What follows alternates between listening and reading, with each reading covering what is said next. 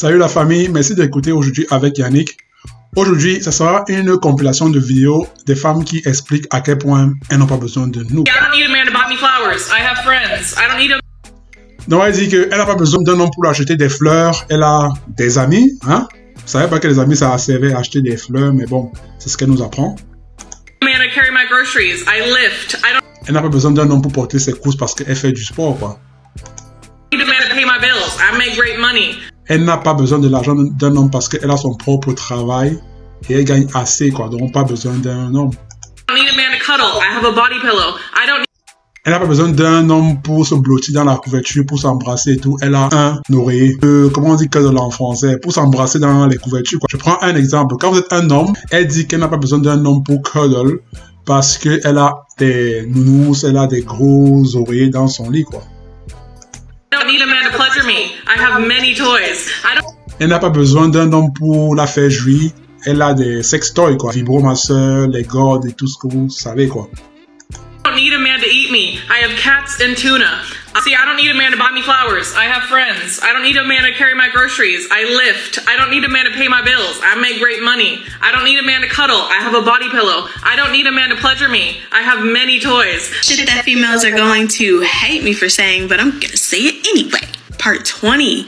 Bon, ce que j'aime avec cette femme, c'est qu'elle expose un peu l'hypocrisie des femmes de nos jours, quoi.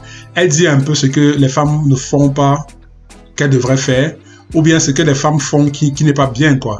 Et croyez-moi, elle est sur TikTok et il y a beaucoup de femmes qui la détestent parce qu'elle dit un peu la vérité des femmes. C'est une raison pour laquelle j'aime cette femme, c'est... So one of the phrases that I dislike the most is happy wife, happy life. The reason why is because to me, it kind of insinuates that a man's happiness doesn't matter. Honestly, pay attention. Bon, elle commence. Happy wife, happy life. Qu'est-ce que c'est? C'est un terme ici aux États-Unis qui veut dire, bon, happy wife, happy life. Happy, heureuse femme, vie heureuse, quoi. Donc, heureuse femme, vie heureuse. En fait, c'est un terme ici qui dit que tant que la femme dans le foyer n'est pas heureuse, personne ne sera heureux dans le foyer. Elle ne dit pas que c'est vrai, mais elle est en train de vouloir expliquer pourquoi ce terme-là, happy wife, happy life, c'est un terme qui n'a pas de sens en soi, quoi.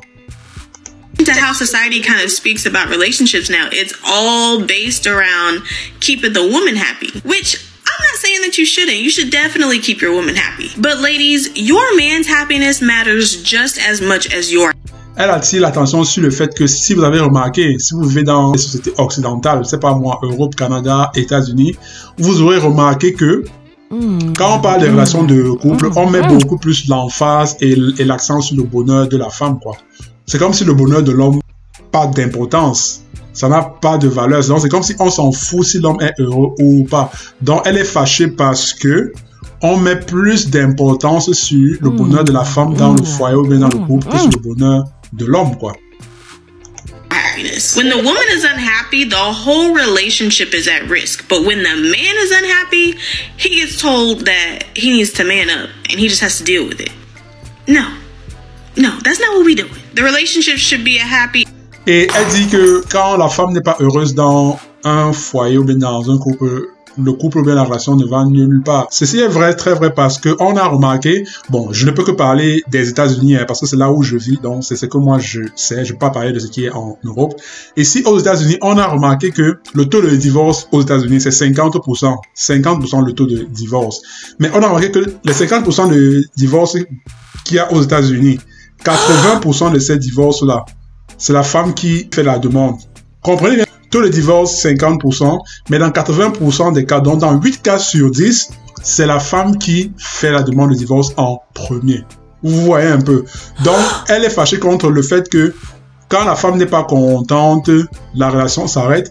Mais quand l'homme n'est pas content, on s'en fout et puis on doit lui dire, ok, tu fais comme tu veux, faut grandir, quoi. Personne n'a rien à foutre de tes sentiments, quoi.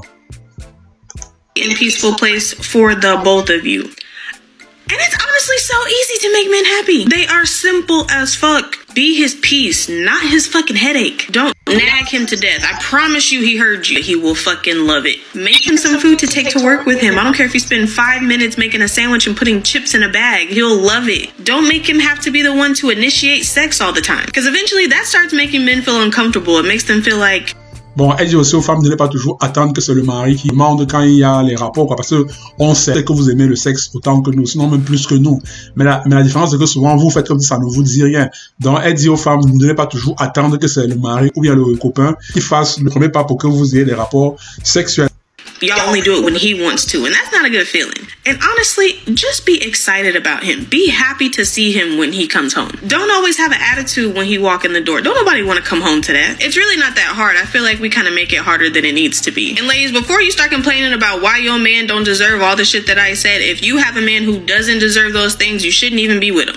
Elle dit, quand votre mari revient du travail, il est fatigué, pardon, il ne faut pas lui casser les couilles avec des problèmes qui n'ont pas de sens. Laissez-lui le temps de se relaxer, de se reposer, quoi.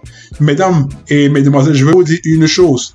Un des meilleurs moyens pour vous, d'amener votre mari à avoir une maîtresse, c'est de lui casser les couilles aussitôt qu'il rentre du travail. Un homme qui sait que quand il va rentrer chez lui dans la soirée, sa femme va l'attendre de manière amicale, de manière amoureuse, qui va pas le surcharger d'autres problèmes. Un homme qui sait que sa femme va bien l'accueillir quand il va rentrer du travail, il n'a pas de raison de vous tromper, mesdames. Parce que souvent, nous les hommes, quand on trompe, c'est vrai, on veut avoir du plaisir sexuel. Mais souvent, la tromperie, ce n'est pas souvent par le sexe.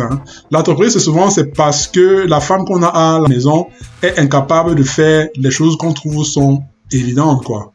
Donc, on trompe souvent parce que la femme qui nous attend à la maison nous rend la vie insupportable, quoi.